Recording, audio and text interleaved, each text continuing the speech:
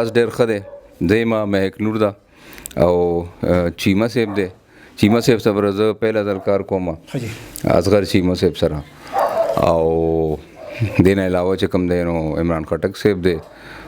جی الحمدلله د فلم نوم دی پیښور زما دی او د دې ډایرکټر شانزیب خان او پروډوسر اسلام بالله. او د دې نه وړاندې چې دی نو دی دا چې کوم یو کپل دی، یو کمبینیشن دی، دی فلم فلمونه جوړ کړي دي د مرګ آرټسټان دي چې هغوی سوشل میډیا ته واوړېدل. ټیک ټاک یو داسې ایپ دی نن سبا چې عام خلک چې کوم دی نو هغوی پکې د شپو چې کوم دی نو 50 زره روپۍ ګټي. ما ته هم افر کېږي نو ما یار خبره دا سوچ کوله که زه هم ټیک ټاک ته راغم نو د سینما ته به څوک راځي، نو لږه قرباني ورکول پکاري. منم چې پیسه ضرورت شته، د انسان ضرورت دی، خو پیسه هر څه نه دي. پیسې نه نورم داسې خبرې دي، اخلاقیات دي، یو داسې یو سماجي ویلیوز دي، روایات دي، نو هغوی ته به مونږ چې کوم دی نو لږ ګورو غواړي پیداګیر. او د شانزیب په فلمونو کې یو خبره چې زه په خپل هم ایکشن ډېر خوښوم، نو د هغه په فلم کې ایکشن وي، تھرل وي او یو مزه وي، نو زه ډېر انجوای کوم چې هغه سره کله کار کوم. د هغه سره زما یو کیمسټري هم ډېره ښه ده. زما ډایرکټر نو هغې کې تاسو وګورئ زما د فلم نومونه د فلم یارانه، زخم، ستمګر، قسم، لکه دا ډېر ښه نومونه وو. بس د هغې نه پس بیا سینما والا راشي، د سینما چې کوم مالکان وي هغوی پکې خپل هم بیا لږه مرضي دغه کړي چې یار نه لږ د بدماشۍ نوم وساتئ او وروره دونه والی 4-5 پورې هم زما ډېر سټرګل و. حالانکه زما د والد صاحب په وجه هغوی ما ته ډېره مینه ډېر محبت راکړو، خو بیا د اکټر خپل هم یو خصوصیت دي، د هغه قابلیت دي. نو د الله شکر دی چې هغوی چې کوم دی نو زه قبول کوم، ایکسپټ کوم.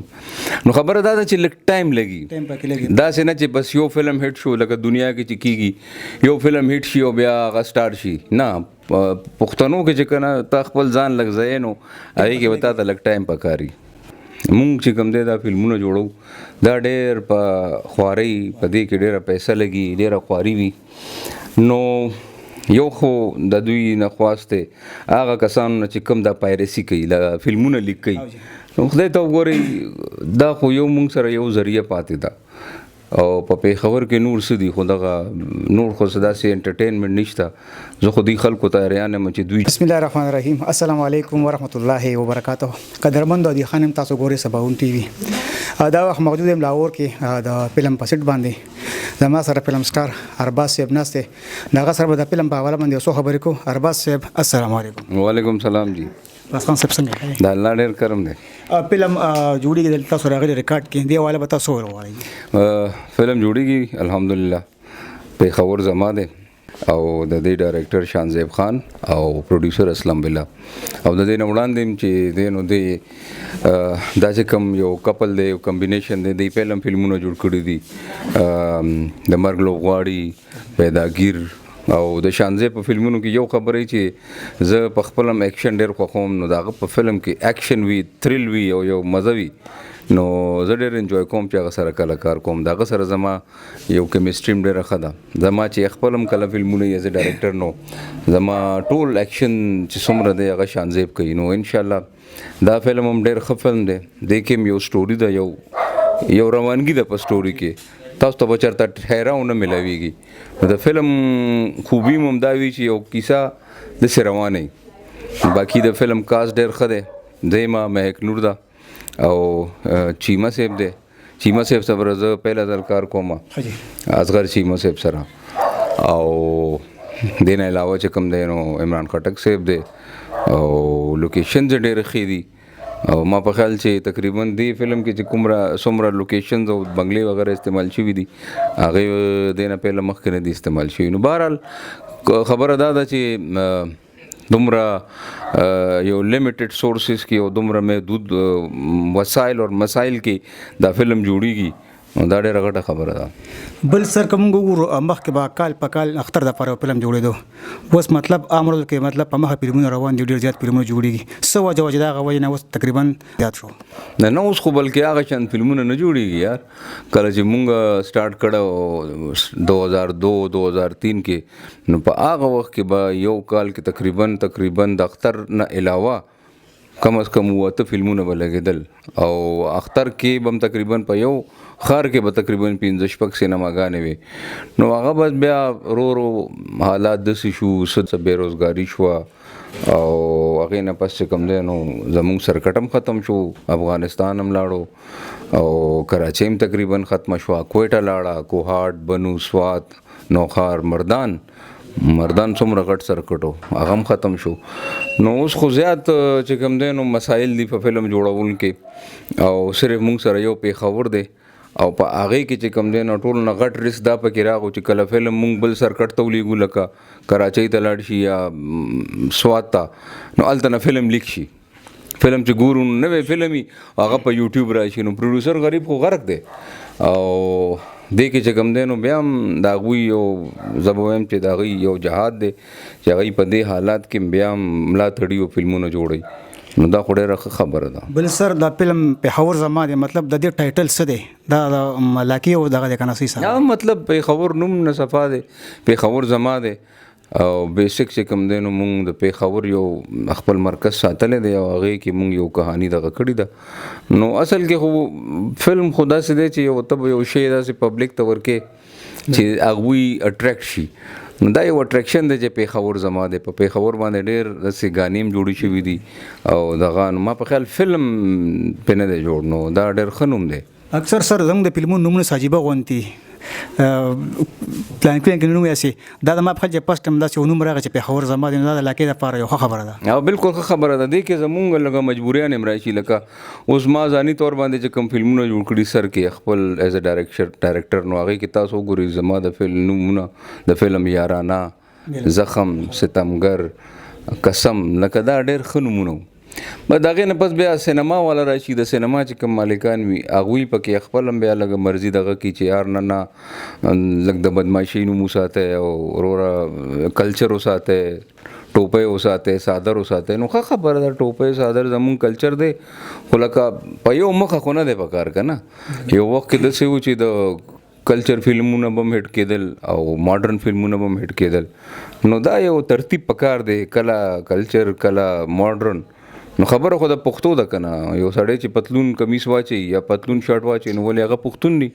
هغه هم پښتون وي هغه کې هم غیرت وي هغه هم د غیرت خبرې کوي نو لباس سره فرق نه پرېوځي صرف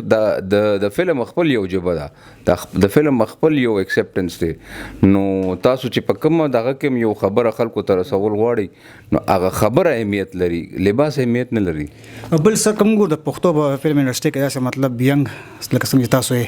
داسې کس پکې په سره دوباره بیا رانغی بغیر ستاسو نه څه وجه کې دا خلک مخکې چانس نه ورکوي که نه څه وجه نه یار چانس ولې نه دی ورکړی چالنج دی کې ډېر کسان راغلي شهسوار راغلی و هغه ایز ان ایکټر خپل کیریر دغه کو او بیا چې کوم دی یو څو لکه نور هم راغلي خو دا بس پښتانه چې کوم دي که نه لکه دوی لږ ټایم اخلي دوی هر سړی एकदम چې کوم دی نو په خپل ذهن یا په خپل زړه کې نه ځای نه ورکي په ذهن نه سوري هغې دپاره لږ ټایم پکار دی نو لکه زمام چې سر کې کوم فلمونه راغلي نو تقریبا 2002 نه والی 4-5 پورې هم زما ډېر سټرګل و حالانکه زما د والد صاحب په وجه هغوی ما ته ډېره مینه ډېر مطلب محبت راکړو خو بیا د اکټر خپل هم یو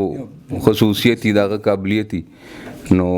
د الله شکر دی چې هغوی چې کوم دی نو زه قبول کوم ایکسپټ کوم نو خبره دا ده چې لږ ټایم لګي داسې نه چې بس یو فلم هټ شو لکه دنیا کې چې کېږي یو فلم هټ شي او بیا هغه سټارټ شي نه